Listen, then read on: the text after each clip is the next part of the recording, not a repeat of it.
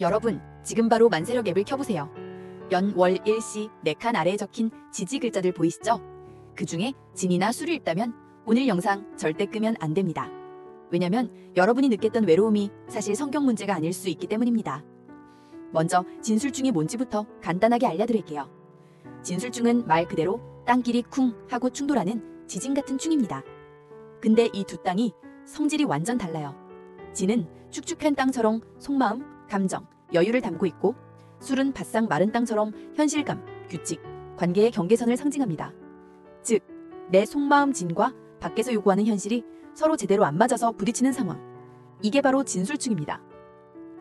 그래서 진술중은 싸움이나 갈등보다 내면과 관계에서 느끼는 단절감, 정서적 거리감 같은 형태로 많이 나타납니다. 쉽게 말해 사람 속에 있어도 이상하게 외로운 사람. 그 구조가 바로 진술중이에요. 이제 중요한 건 어디에서 충이 일어나느냐에 따라 외로움의 종류가 달라진다는 점입니다. 먼저 일지에 진술충이 있으면 어떨까요?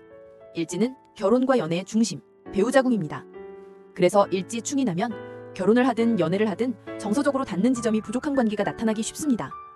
같이 살아도 마음은 다른 집에 있는 느낌, 대화는 되는데 감정은 잘 안 맞는 느낌, 결혼 후에도 함께 있는데 혼자 사는 듯한 감각.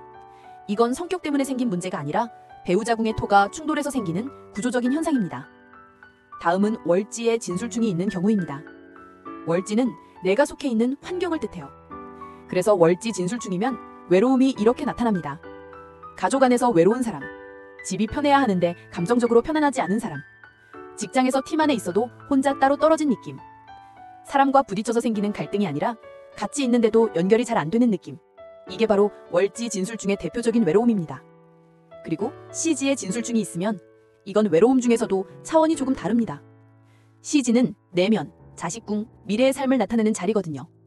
그래서 시지충은 내면 깊은 곳에서 오는 고독으로 나타납니다. 혼자 있을 때 고독감이 더 깊어지는 느낌, 자녀와도 감정적 거리감이 생기기 쉬운 구조, 말년으로 갈수록 더 고독해지는 인생. 이건 타인이 채워줄 수 없는 아예 내면의 방 자체가 흔들려서 생기는 외로움이에요. 그리고 중요한 사실, 사주에 진과 술이 같이 있지 않아도 대운이나 세운에서 진 또는 술이 들어오는 해에는 외로움이 사건처럼 터질 수 있습니다.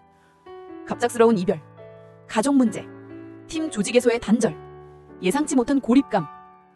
이건 단순히 기분이 우울한 날이 아니라 외로움이 현실에서 나타나는 시기예요. 여러분의 외로움, 성격 문제가 아닙니다.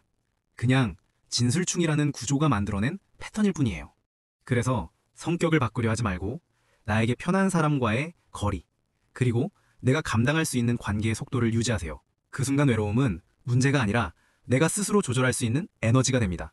사주를 과학으로 설명하는 남자 사관남이었습니다.